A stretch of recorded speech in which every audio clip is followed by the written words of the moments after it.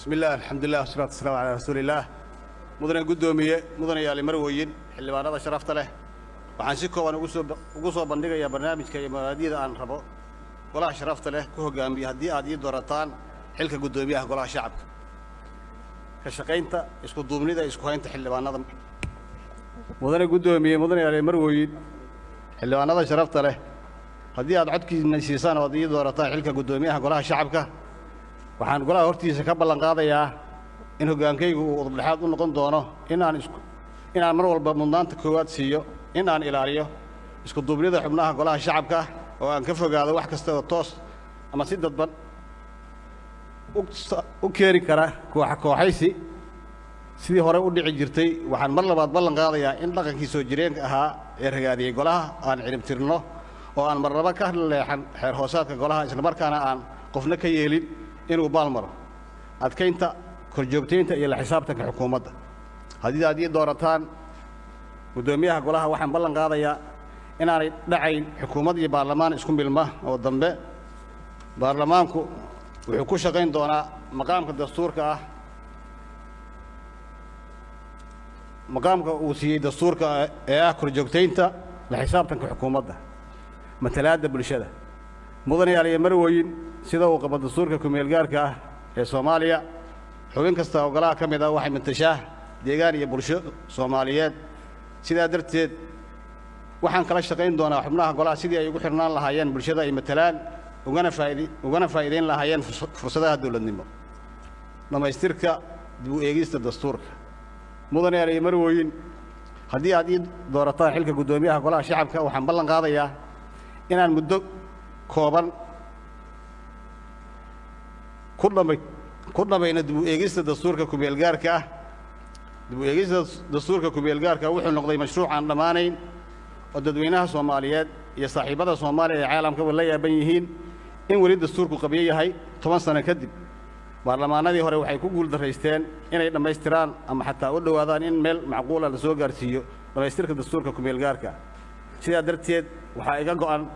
in madaxweynaha baarlamaanka 11aad gudihiisa lagu ansixiyo dastuur rasmi ah afti dadweyne la geliyay oo Soomaaliya yeelato wada shaqaynta aqalka sare sida aad la socotaan baarlamaanka federaalka wuxuu ka kooban yahay laba aqal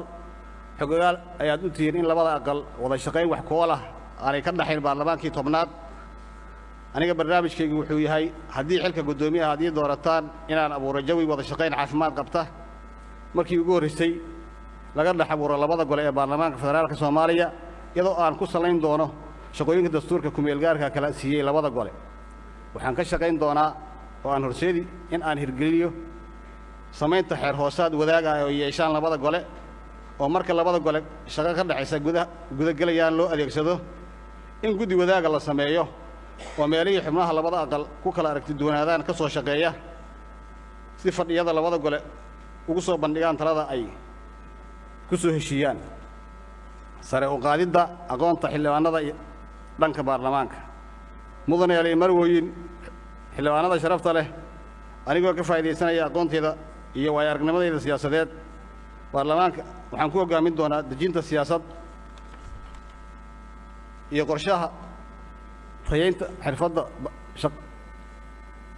tayeynta xirfadda baarlamaanka sida tababarro ay ku qaataan gudaha iyo dibadda dalka waxaan xoojin doonaa xiriirka hay-adaha iyo baarlamaanada caalamiga ah ee naga taageera tayeynta aqoonta tababarrada xildhibaanada samaynta kookasyo ama kudlado xildhibaanada dhalinyarada ah iyo kuwa xildhibaanada haweenka mudane yaaliye marweyn xildhibaanada sharafta leh baarlamaanada adduunku waxay leeyihiin kudlado ama kookasyo gaar ah u gaara xildhibaanada dhalinyarada ah ama xildhibaanada haweenka ah haddii aad ii doorataan xilka gudoomiyaha golaha waxaan abuurayaa kookasyada ama kudladahaas aan xusay si danaha siyaasadeed ee u gaarka xildhibaanada dhalinyarada iyo xildhibaanada haweenka ah ay ku ilaashadaan iyaga oo kaashanaya aqoontooda kartidooda iyo tiradooda isticmaalayana waxaan golaha sharafta leh u ballan qaadayaa in aan abuuri doono labadaas kookas ama labadaas kudlo oo muhiim u ah howlaha golaha shacabka ayna noqon doonaan kuwa dhigooda baarlamaanada caalamka xiriirro iyo wada shaqayn joogto ah la leh sare u qaadidda aqoonta howlwadeennada golaha shacabka haddii aad ii doorataan xilka gudoomiyaha golaha shacabka waxaan ballan qaadayaa inaan sameeyo baarlamaan kasta maqaamkiisu wuxuu ku xidhan yahay kolba heerka xirfadda shaqaalihiisu gaarsiisan tahay shaqaalaha baarlamaanka waa lafdhabarta baarlamaan kasta sidaa daraaddeed waa waajib in aan ku dadaalno tayaynta xirfadaha shaqaalaha baarlamaanka hubinta dhisidda xarunta baarlamaanka federaalka Soomaaliya mudanayaal iyo marweyn xildhibaanada sharafta leh haddii aad ii doorataan gudoomiyaha golaha shacabka waxaan idin ballan qaadayaa inaan mashruuci dhismaha xarunta baarlamaanka aan dabagalo oo aan hubin doono in uu dhammaystirmo muddaxileedka baarlamaanka 11aad adkeynta xiriirka baarlamaanada adduunka mudanayaal iyo marweyn xildhibaanada sharafta leh haddii aad ii doorataan xilka gudoomiyaha golaha shacabka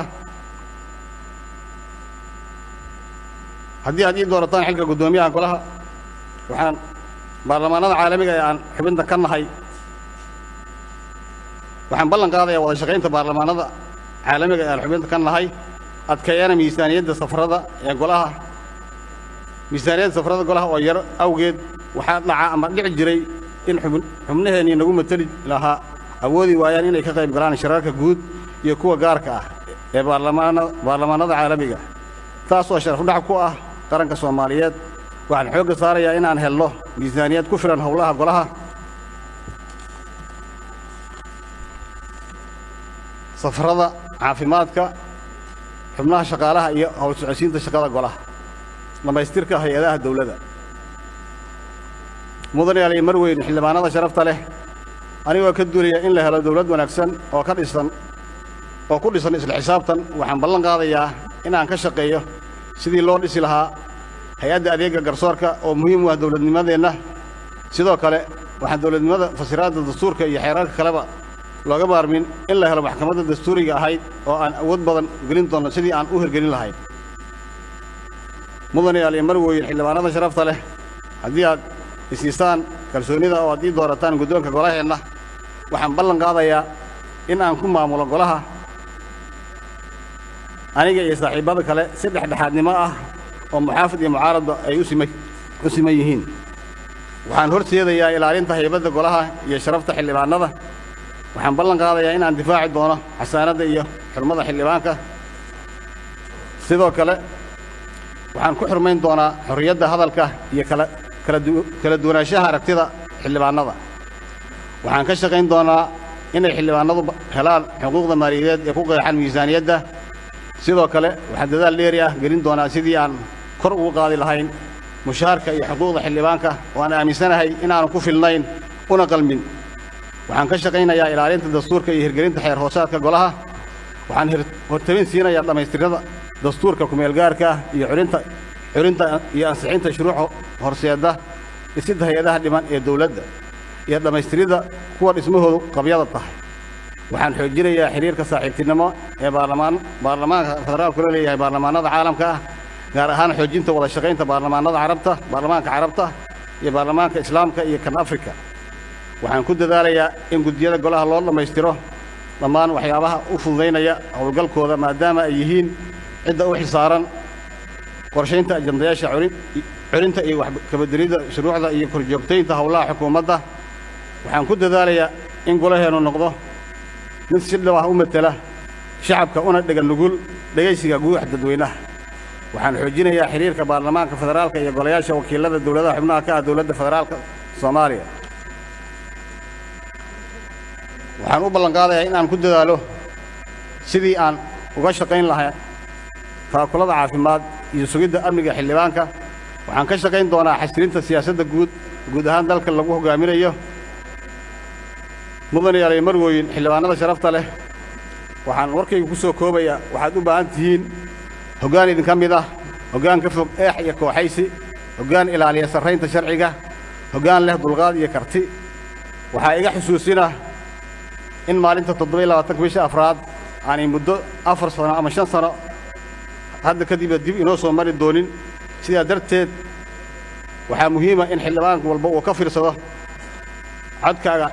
qofka aad siinayso 5 sano ee soo socota si aad uga badbaado ciil iyo qoomamo dooro maanta hogaamiyaha aad ku aamini karto mas-uuliyaddan adigoo ku eegaya indho wadaniyad iyo daljacayl ku jirto wabilaahi tawfiiq wasalaamu calaykum waraxmat ullahi tacaala wabarakaatu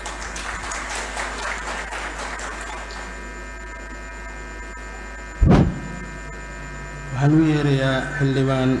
maxamed mursal sheekh cabdiraxmaan